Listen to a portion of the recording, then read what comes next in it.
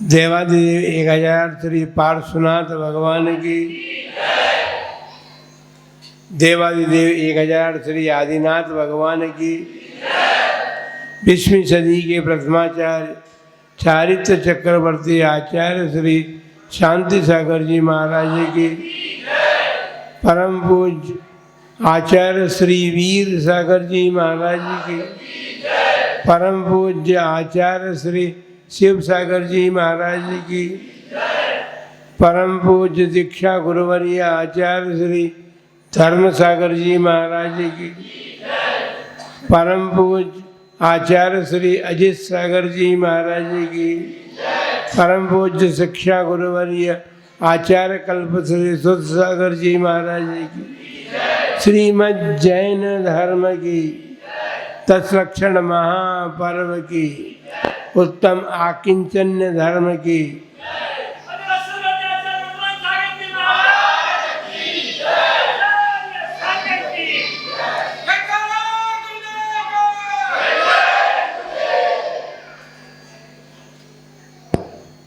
आज कुछ बोलने के लिए शेष ही नहीं रहा।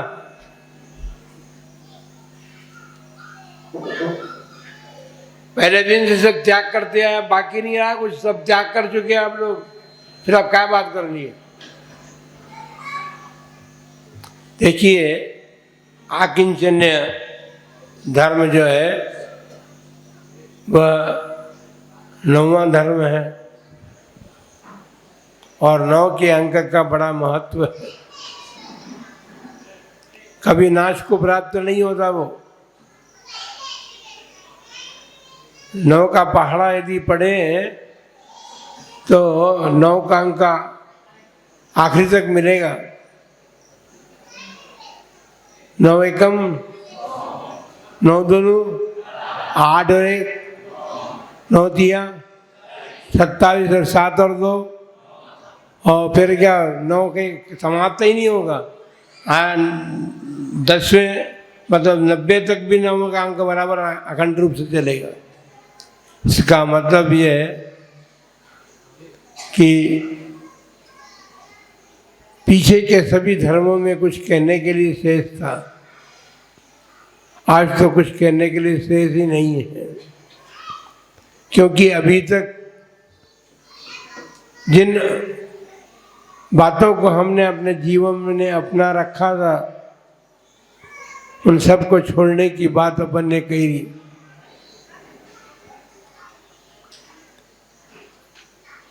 मैं और मेरा, इसी के बीच में सारा संसार चल रहा है। मैं और मेरेपन का अभाव होना ही आकिंचन्य धर्म है। अभी तक हमने जिन बातों को अपना रखा था, अपना रखा है, उनके तो त्याग की बात कही गई और सबको छोड़ते छोड़ते आपके पास कुछ शेष बचा नहीं। अब क्या बचा? आपकी आत्मा के अलावा आपके पास कुछ नहीं बचा, है ना? क्रोध गया, मान गया, माया गई, लोभ भी गया, असत्य भी गया, असंयम भी गया। ये सब अपन ने अपना रखे थे और इन सब के बीच में हमारा जीवन चल रहा था। और जीवन चलाते चलाते भी हम सुखी नहीं थे। संसार के प्राणी तो ये चाहते हैं कि सब एकत्रित कर ले तो हम सुखी हो जाएंगे। लेकिन ये जो बातें अपन ने पिछले दिनों में की हैं, वो सब परिग्रह की कोटि में आते थे। कषाय और इंद्रिय विषय, ये सब परिग्रह की कोटि में आते हैं। इन सब का त्याग करने के बाद हमारी आत्मा के अतिरिक्त हमारा कुछ भी नहीं बचा है। यही तो आकिंचन्य धर्म है। मेरा कुछ भी नहीं है, यही तो ध्वनि निकलती है अकिंचन धर्म में। लेकिन सारा संसार दुखी इसीलिए है कि वो मैं और मेरे के बीच में जी रहा है। अरे शरीर ही आपका नहीं है, जब मृत्यु को प्राप्त होते हैं तो आपका शरीर भी यही रह जाता है। जिस शरीर के अहंकार के पीछे आप न जाने क्या क्या करते हैं, उस शरीर को भी यहीं छोड़ करके जाना पड़ता है। जब शरीर में जिसमें आपकी आत्मा निवास करती है, वो शरीर ही आपका नहीं है, लेकिन आप अनावश्यक रूप से, ममत्व रूप से, आसक्ति के कारण शरीर को भी अपना मानते हैं। जब शरीर ही आपका अपना नहीं है तो फिर संसार की अन्य वस्तुओं की क्या बात की जाए। एक संयुक्त परिवार था, अब तो नहीं है, एकल परिवारों की परंपरा चल गई, संयुक्त परिवार नहीं रहे, बहुत कठिनता है। पाठशाला में होंगे संयुक्त परिवार, ऐसी बात नहीं। किंतु संयुक्त परिवार में सब घर के लोग बैठे हुए थे एक साथ। एक ने कहा कि भाई वो अपन सब बढ़ जाए तो अच्छा है। तो दूसरा बोलता है कि भाई अपन थे कौन किसके, जो आप बटने की बात है। सभी अपने अपने में अकेले ही अकेले थे, संयुक्त रूप से भी थे तो भी अकेले अकेले थे। उसने सिद्धांत की बात कही कि भाई अपन तो अपने में हैं, और वास्तविकता यही है कि परिवार के बीच में रहते हुए भी सब अपने को अकेला ही मानते हैं। एक व्यक्ति बीमार हो गया, उसके साथ 2-4 व्यक्ति रहते थे। कोई कार्य आया, उस कार्य के कारण उसने सबको कहा कि भाई मैं बीमार हूँ, अवश्य मैं जब तक आप वापस लौट करके नहीं आते तब तक मैं शांति से अपना समय यहाँ व्यतीत करूँगा। आप जाओ, उस कार्य को संपन्न करके आइए। सब लोग चले गए, वो घर में अकेले रह गए। थोड़ी देर तो उन्होंने अपना समय व्यतीत किया, लेकिन कुछ देर के बाद उन्होंने खिड़की से झांक करके देखा, बाजार में भी कोई उनको दिखाई नहीं दे रहा था और घर में भी कोई नहीं था। तब उनकी समझ में आया कि भाई वास्तविकता यह है कि हम अकेले हैं। यही तो अकिंचन धर्म का संदेश है। एक राजा का बहुत बड़ा प्रासाद था, महल था, और एक बाबा जी उनके मकान के सामने बैठे हुए थे झाड़ के नीचे। झाड़ के नीचे बैठे थे, ठंडी के दिन थे। राजा ने सोचा, अपनी खिड़की से देखा कि भाई एक महात्मा जी झाड़ के नीचे बैठे हुए हैं, इतनी कड़ाके की ठंडी पड़ रही है, तो क्यों ना अपन अपने महल में उनको ले आए ताकि उनकी रात जो है कुशलता से बीत जाए। मन में आया, राजा बाबा जी के पास गया। बाबा जी चलिए, ये महल तो आपका ही है, आप चलिए, अब जहाँ रहना चाहे वहाँ रहिए। बाबा जी ने नहीं भी नहीं कहा, एक शब्द भी नहीं बोले कि क्या है मैं यहीं ठीक हूँ, महल में जाके क्या करूँगा, कुछ नहीं बोले। अब राजा को लगा कि भाई बाबा जी साथ साथ चले आए, तो ऐसा लगता ये बाबा जी असली बाबा जी नहीं है। नहीं तो एक बार भी तो कम से कम बोलते कि नहीं नहीं ये अच्छा ठीक हूँ मैं। ये तो बोले नहीं कुछ, मैंने कहा और मेरे साथ चले आए। राजा महल में ले आया। महल में लाने के बाद उसने सारा महल दिखाया अपना,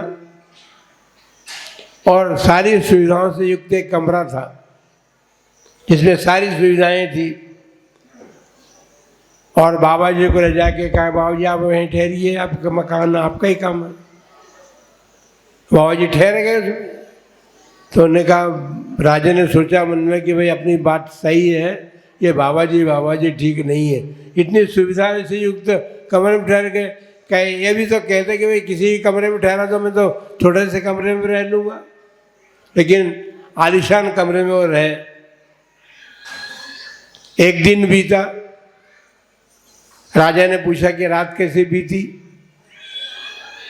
बोले आप जैसी बीती, पर कुछ आपसे अच्छी भी बीती थी। राजा सोचने लगा, मेरे जैसी बीती और मेरे से अच्छी भी बीती, ये बात तो समझ में नहीं की है, कुछ समझना पड़ेगा। ये वो दिन तो गया, दूसरा दिन आया, तीसरा दिन आया। राजा वही प्रश्न करता और बाबा जी भी उत्तर ही देते कि अच्छी भी थी, अर्थात आप जैसी भी बीती और आपसे भी अच्छी भी बीती। एक महीना होने को आया, बाबा जी हिलने को तैयारी नहीं थे वहां से। 6 महीने बीत गए उस महल में। तो महाराजा को शंका भी। तो उन्होंने बाबा जी को कहा कि चलो एक बात है, आपकी बात का उत्तर तो मैं तब दूंगा, जरा मेरा कमंडल उठाओ, चलते घूम करके आते हैं। चलते चलते चलते चलते नगर के बिल्कुल बाहर नदी बह रही थी, वहाँ चले गए। और राजा को तो चिंता होने लगी कि भाई महल जो छोड़ करके मैं आया हूँ, इनके पीछे पीछे महल के लोगों की क्या स्थिति बनेगी। उसने कहा कि बाबा जी बहुत हो गया, अब मैं तो वापस लौटता हूँ, क्योंकि मैं अपने मकान को छोड़ के, महल को छोड़ करके आया हूँ। तो बाबा जी ने कहा कि भाई ये नदी के पार तुम्हारी बात का उत्तर देता हूँ। बोले ना ना, अब नदी के पार जाने की बात नहीं, मैं तो यहीं से लौटता हूँ। और वहाँ से लौटने के बाद बाबा जी कहा कि भाई ठीक है, तुम लौटते हो तो तुम्हारा महल है, तुम जाओ। मैं तो जंगल में रहता था, जंगल का ही रहने वाला हूँ, और जंगल में जैसा जंगल भी मेरा नहीं था और महल भी मेरा नहीं है। तब राजा को समझ में आया कि बाबा जी असली बाबा जी, क्योंकि 6 महीने जो व्यक्ति उस महल में रह गया हो और फिर भी ये कहे कि महल भी मेरे लिए तो जंगल के समान था, तो वो बाबा जी तो जंगल में चले गए और राजा अपने महल में चले गए। बंधुओं, संसार के प्राणियों की यही स्थिति है। अपने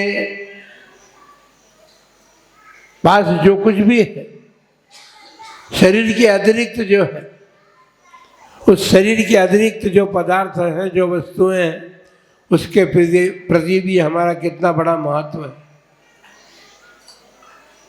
हम महल छोड़ने की, मकान छोड़ने की बात नहीं कर रहे। आप खूब रखिए, लेकिन भीतर मकान आपके हों, मकान में आप रहें, लेकिन मकान आपके भीतर नहीं रहना चाहिए।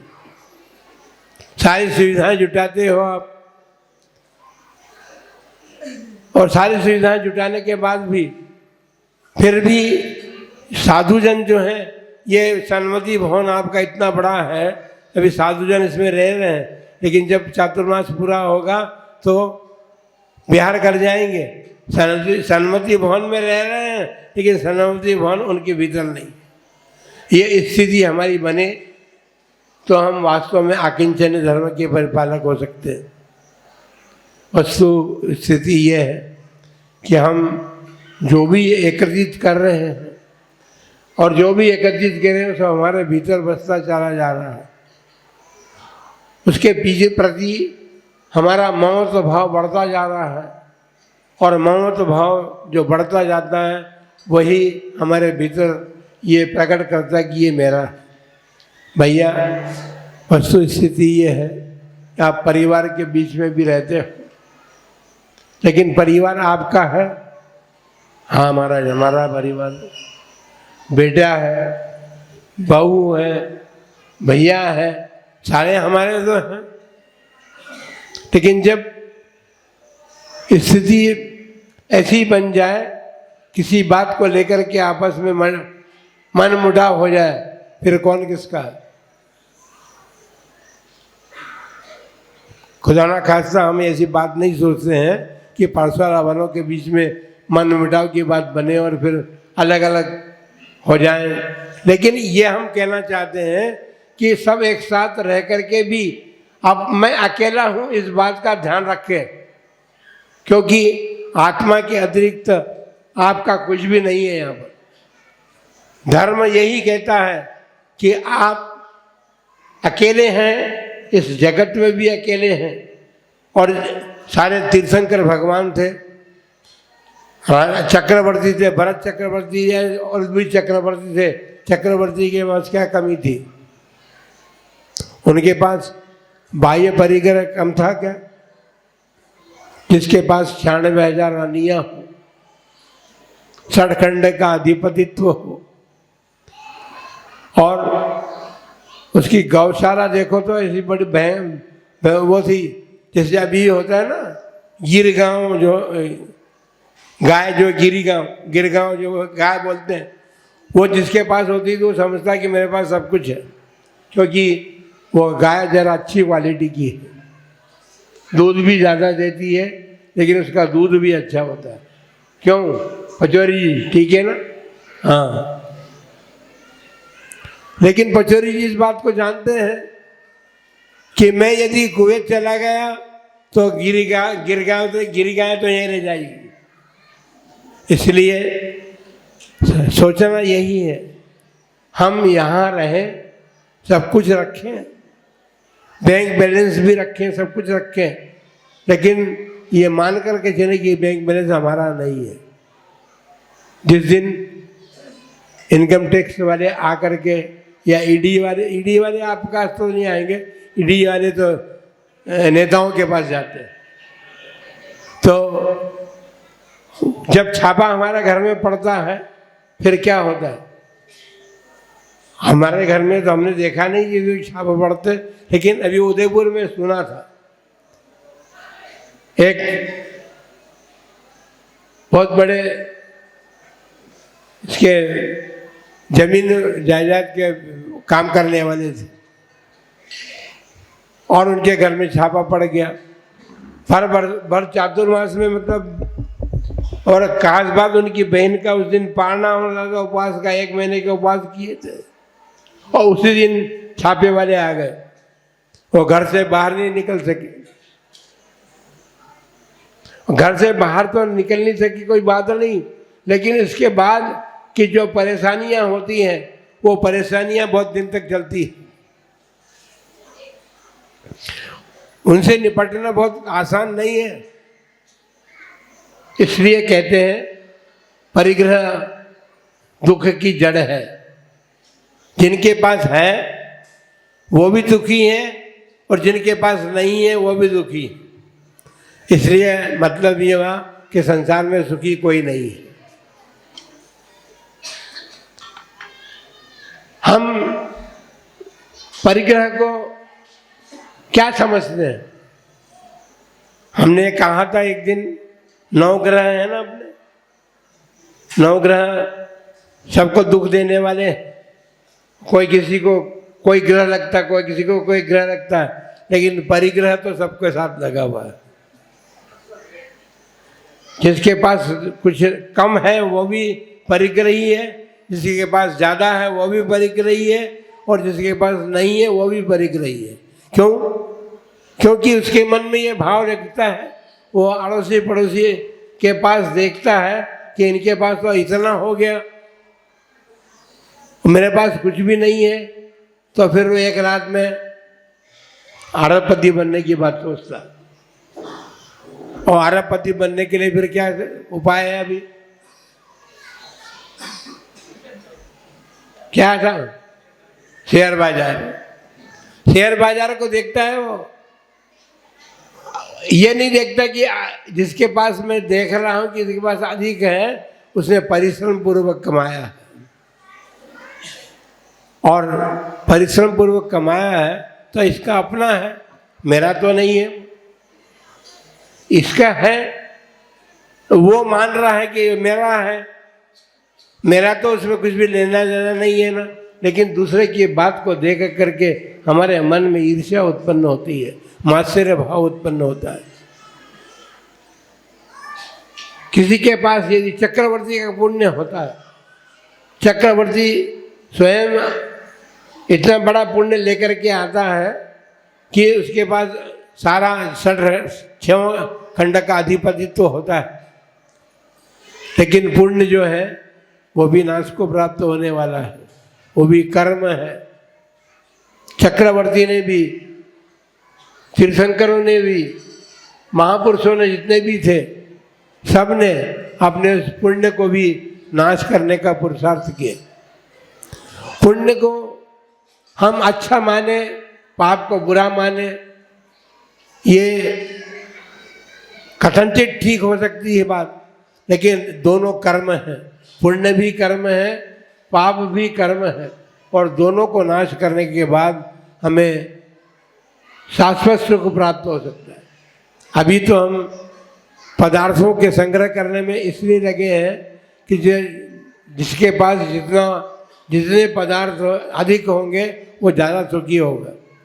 जरा जिनके पास ज़्यादा है, आपसे भी ज़्यादा है, उनसे आप अपनी बात को भी छोड़ दो, लेकिन आपसे जो ज़्यादा दिखाई दे रहा है कि उसके पास ज़्यादा है, जरा उससे जाकर के पूछो तो कि भाई तुम सुखी हो।